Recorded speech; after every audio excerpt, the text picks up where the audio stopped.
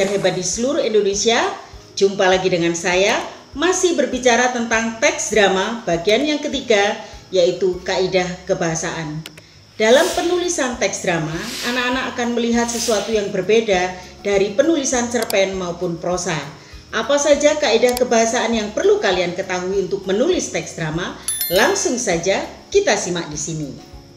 Pelajar hebat di Indonesia, jika kita mengamati teks drama, kita akan menemukan kaidah kebahasaan yang menjadi ciri khusus.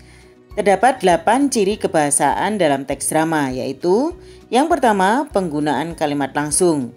Yang kedua, konjungsi urutan waktu. Yang ketiga, kata kerja peristiwa. Yang keempat, kata kerja mental. Yang kelima, kata sifat yang menggambarkan tokoh, tempat, dan suasana. Yang keenam, penggunaan kalimat seru, perintah, dan pertanyaan. Yang ketujuh, penggunaan kata ganti orang pertama dan ketiga. Dan yang kedelapan, penggunaan kata sapaan. Baiklah, kita akan membahas secara terinci satu persatu. Yang pertama, penggunaan kalimat langsung. Kalimat langsung digunakan karena memang isi teks drama berupa dialog atau percakapan antar tokoh, sehingga penulisannya tidak perlu menggunakan tanda petik. Contoh, perhatikan pada dialog kedua tokoh berikut.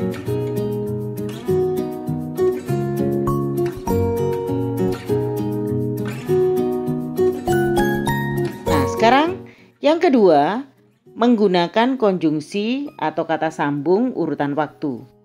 Banyak menggunakan kata sambung yang menyatakan urutan waktu atau konjungsi kronologis, seperti sebelum, sekarang, setelah itu, mula-mula, kemudian, dan sebagainya. Kata-kata tersebut banyak dipakai dalam prolog, monolog, dialog, maupun epilog. Contoh, perhatikanlah pada pernyataan-pernyataan teks drama berikut ini.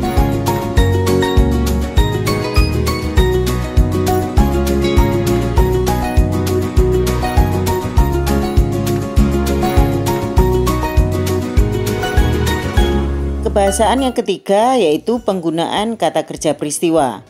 Karena drama merupakan cerpen atau novel yang dipentaskan, tentu banyak menggunakan kata kerja yang menggambarkan sesuatu peristiwa dan aktivitas yang terjadi pada tokoh.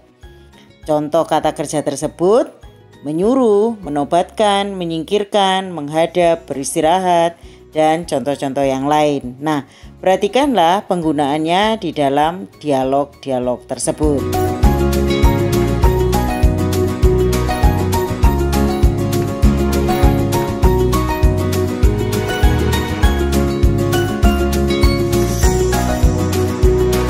Yang keempat adalah menggunakan kata kerja mental. Kata kerja yang menyatakan sesuatu yang dipikirkan atau dirasakan oleh tokoh. Contohnya, merasakan, menginginkan, mengharapkan, mendambakan, mengalami, dan lain-lain. Perhatikanlah penggunaannya dalam dialog berikut ini.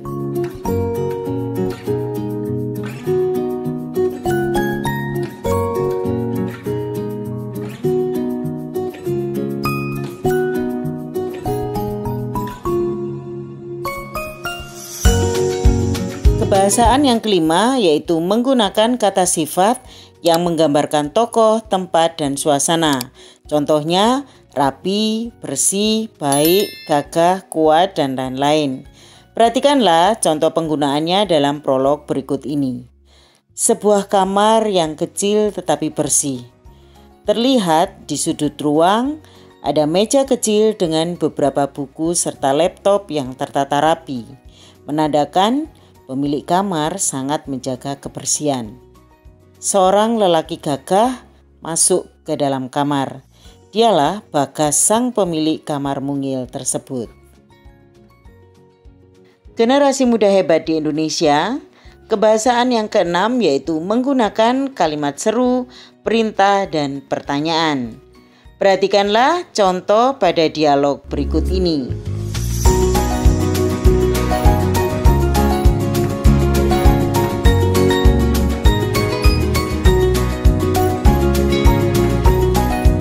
Selanjutnya yang ketujuh yaitu menggunakan kata ganti orang pertama, kedua, dan ketiga.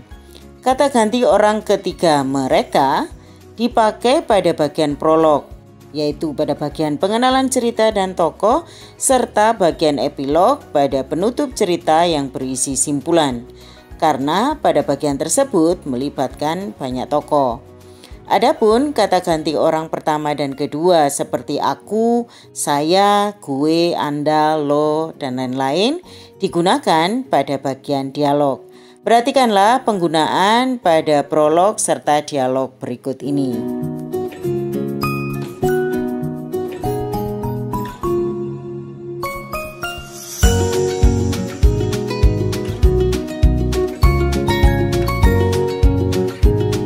Dan kebahasaan yang ke-8 adalah menggunakan kata sapaan.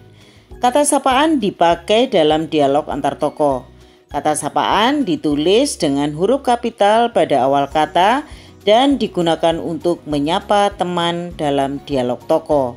Contoh kata sapaan antara lain Pak, Bu, Non, Nak, Tuan, dan lain-lain. Perhatikanlah penggunaannya dalam dialog berikut ini.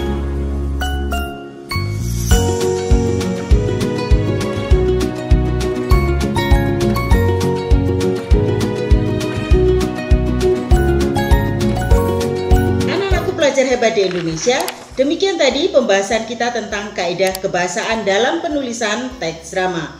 Semoga bermanfaat. Sampai jumpa pada video-video selanjutnya.